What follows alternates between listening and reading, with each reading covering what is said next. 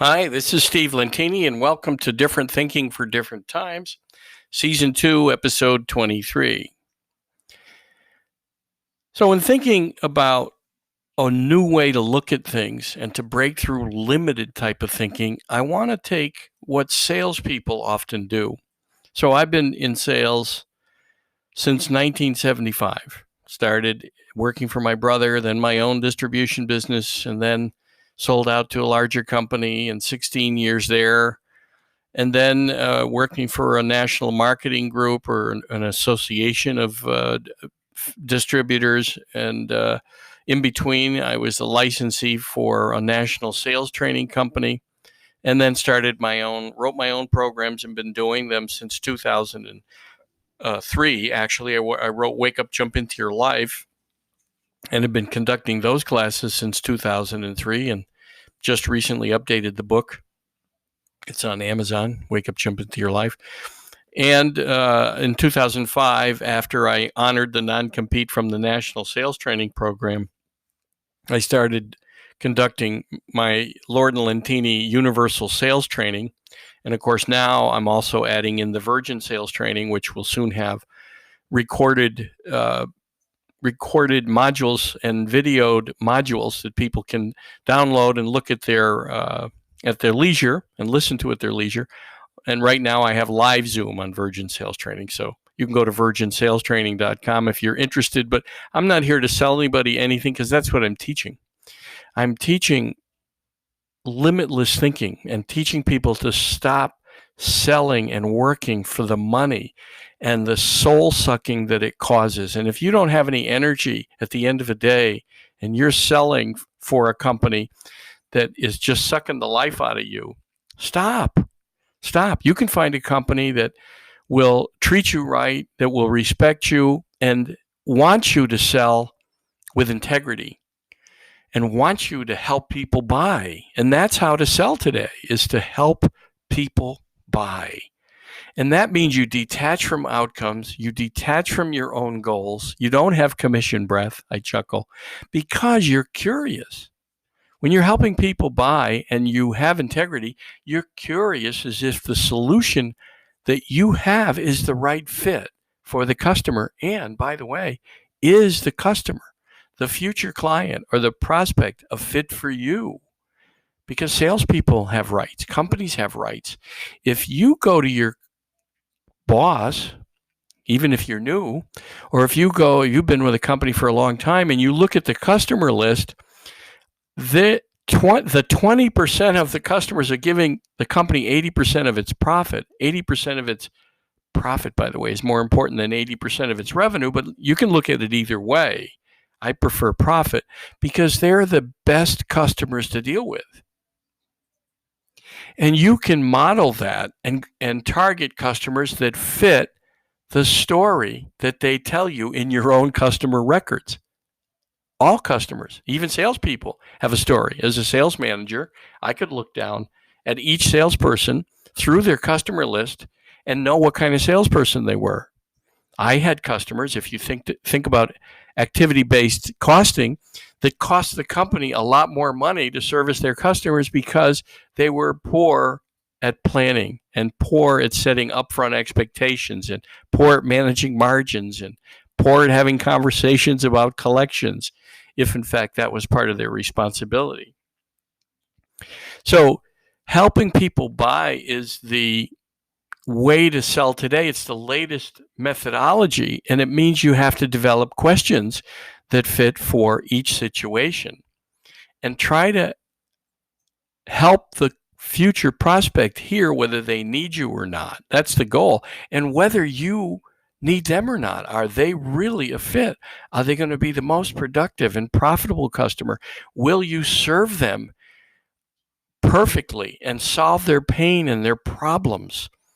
I mean, software companies often push, sell something, and make all kinds of promises. Their salespeople make all kinds of promises. They're actually famous for over-promising and under-delivering. And then they wonder why customers are upset and won't recommend their software. I can remember software companies making promises. Yeah, we can fix that, or we can write it in. You don't have that, but we can write that in. And then 8 months later, after they promised you, we can write that in. It'll take a month, 6 weeks, and 6 or 8 months later, you're still waiting for the update. Or there's tremendous bugs that they haven't been able to fix, and they told you, yeah, no problem. We'll get that worked out in a week or two, and you still haven't heard back from your representative. Other people do it too. Drug companies often do it. Drug salespeople just pushing, and because their bosses and their management are not managing properly, it's about behaviors and who you're meeting. And it's also about the product itself. Look at, even my dog agrees.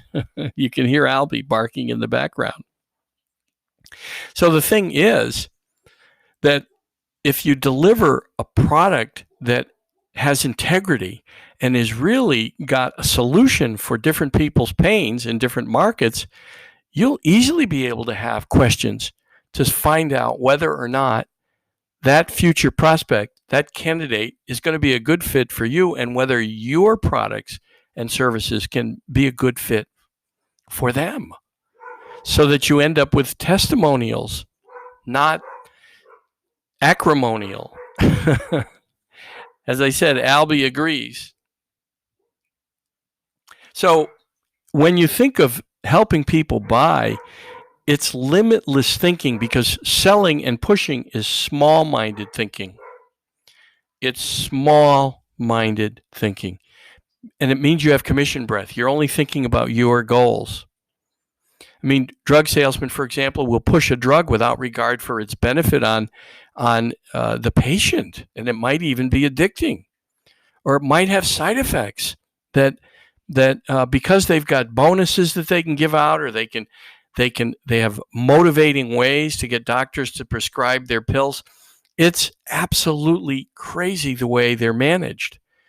And you can have the same result or better if you're telling people the truth about things. And then the job wouldn't be soul-sucking. Look what Wells Fargo Bank did. They put in these horrendous bonuses, which, if you were the salesperson at the time or the account managers, you thought they're fantastic bonuses. But what it did was it had people opening up false accounts and fake accounts, and then closing them, and then doing it again and again and again. And then customers were finding out that they had opened things and closed things and opened things and closed things. And then they found accounts with people that were either dead or non-existent or never had a bank account to begin with. I'm not sure how they did all that, but they got all these bonuses because the bank was driving an outcome, not driving customer satisfaction. And Wells Fargo took a big hit to their reputation.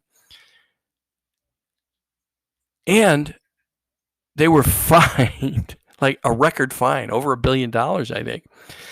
And they were doing the same thing in mortgages, forcing mortgages on people that were certainly subprime, but and they were doing practices. They were foreclosing and doing practices, forcing people out of their homes in places that, in situations where judges ruled against them, found them to their paperwork didn't fit. It wasn't right that what they were doing.